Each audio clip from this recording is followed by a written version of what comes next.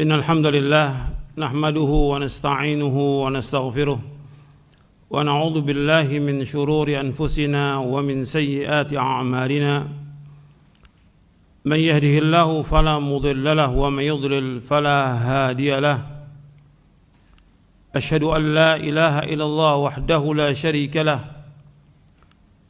وأشهد أن محمدا عبده ورسوله. Jadi masalah ini ikhwan fillah, masalah darah, masalah yang besar, bukan masalah kecil. Nggak boleh seorang muslim ditumpahkan darahnya, nggak boleh, sama sekali nggak boleh. Berat hukumannya, di dunia berat, di akhirat berat. Orang yang membunuh seorang muslim ancamannya berat.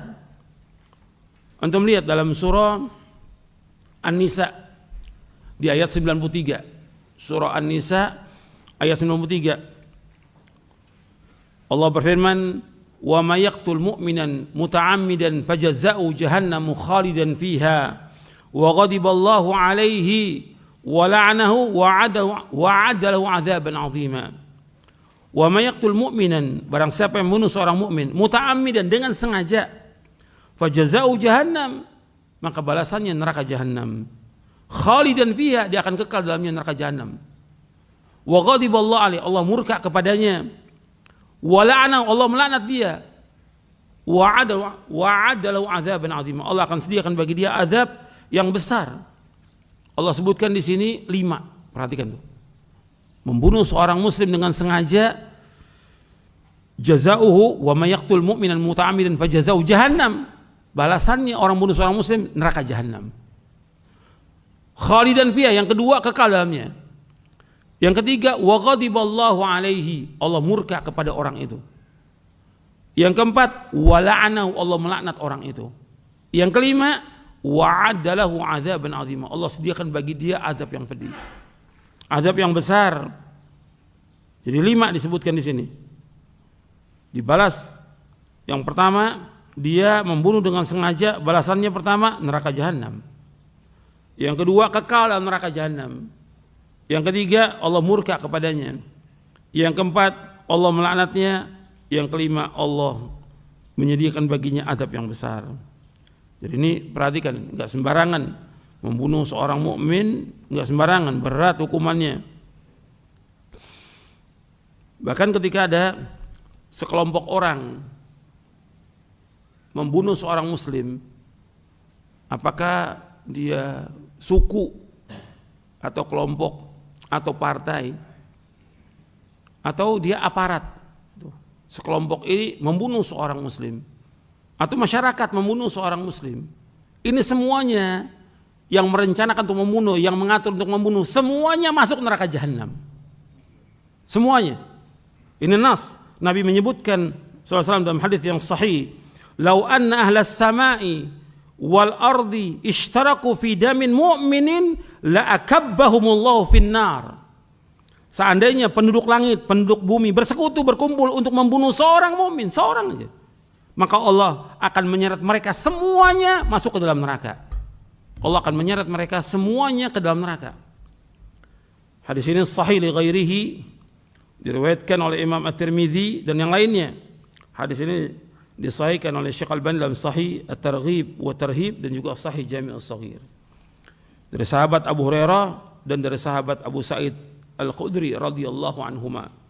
Artinya kalau mereka merencanakan untuk membunuh seorang muslim, siapa aja, 2 orang, 3 orang, sekelompok masyarakat, sekelompok aparat, atau yang lainnya, membunuh seorang muslim, Allah akan masukkan mereka semua ke dalam neraka. Ini nas hadis dan hadisnya sahih. Ini masalah besar dan dosa besar yang paling besar. Nabi bersabda SAW, akbarul kabair al-isyraku billah wa qatlun nafs wa uququl walidain wa qawlu zur atau qala syahadatuz zur. Dosa besar yang paling besar, yang pertama berbuat syirik. Dosa besar yang paling besar syirik, menyekutukan Allah. Yang kedua, membunuh jiwa. Maksudnya membunuh seorang muslim. Ini besar dosanya. Dosa besar yang paling besar. Yang ketiga, durhaka kepada kedua orang tua. Perhatikan tuh, jangan sampai antum durhaka kepada orang tua, melawan orang tua, menengking orang tua, menghardik orang tua, memarahi orang tua. Ini dosa besar yang paling besar. Wa qaulu zur, berkata dusta, atau disebutkan menjadi saksi palsu. Enggak banyak di pengadilan-pengadilan ini orang-orang yang jadi saksi palsu, semuanya bohong. Dan antum perhatikan lagi, orang yang membunuh seorang muslim, dia nanti di hari kiamat yang dibunuh ini akan mengatakan, ya Allah, karena ini hak belum dipenuhi. Kan hak orang terbunuh ada 3. Yang pertama hak Allah. Kalau dia bertaubat dengan taubatan yang nasuh, menurut jumhur ulama diterima. Tapi sebagian pendapat ulama tidak diterima dengan dasar beberapa hadis.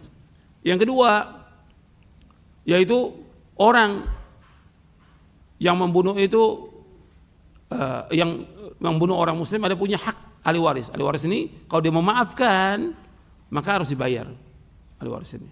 Kalau dia nggak maafkan berarti akan dituntut sampai hari kiamat. Yang ketiga, hak yang dibunuh. Nah, hak yang dibunuh dia akan berkata kepada Allah di hari kiamat, ya Allah, tanyakan kepada orang ini, karena semua akan dibangkitkan di hari kiamat. Allah Maha Adil.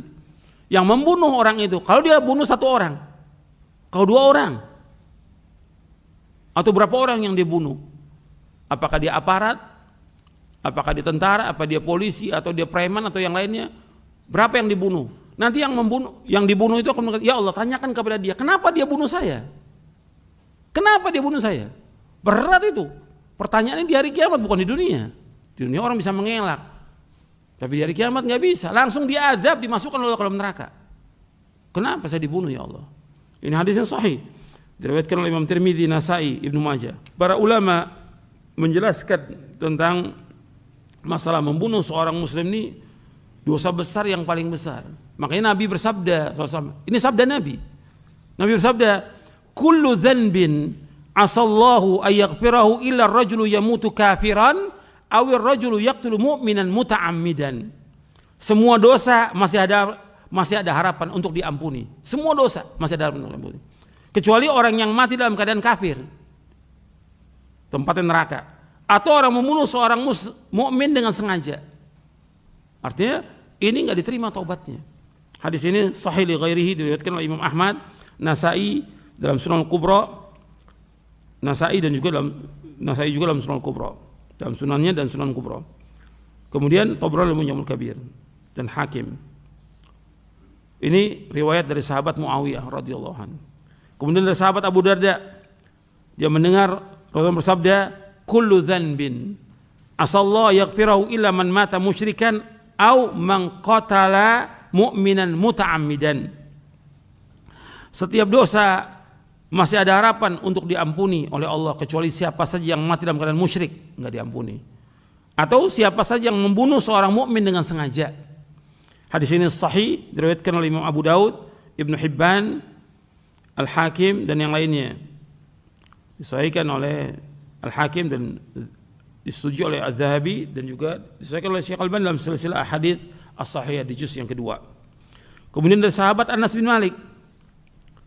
Ini dari 3 sahabat yang meriwayatkan. Yang pertama dari Muawiyah, yang kedua dari Abu Darda radhiyallahu anhu, yang ketiga dari Anas bin Malik radhiyallahu anhu. Nabi bersabda sallallahu alaihi wasallam, Rasulullah SAW bersabda, aballahu ayyaj'ala liqatilil mu'min taubatan. Allah SWT enggan untuk memberikan taubat kepada orang yang membunuh seorang mukmin. Allah enggan untuk memberikan taubat kepada orang yang membunuh seorang mukmin. Hadis ini sahih, diriwayatkan oleh Imam Al-Diya Al-Maqdisi dalam kitabnya Al-Ahadits Al-Mukhtarah dan yang lainnya. Disahihkan oleh Syekh Al-Albani dalam silsilah ahadits as-sahihah. Saya pikir cukup sampai di sini kajian kita, mudah-mudahan bermanfaat. Kurang lebihnya saya mohon maaf. Wassalamualaikum warahmatullahi wabarakatuh.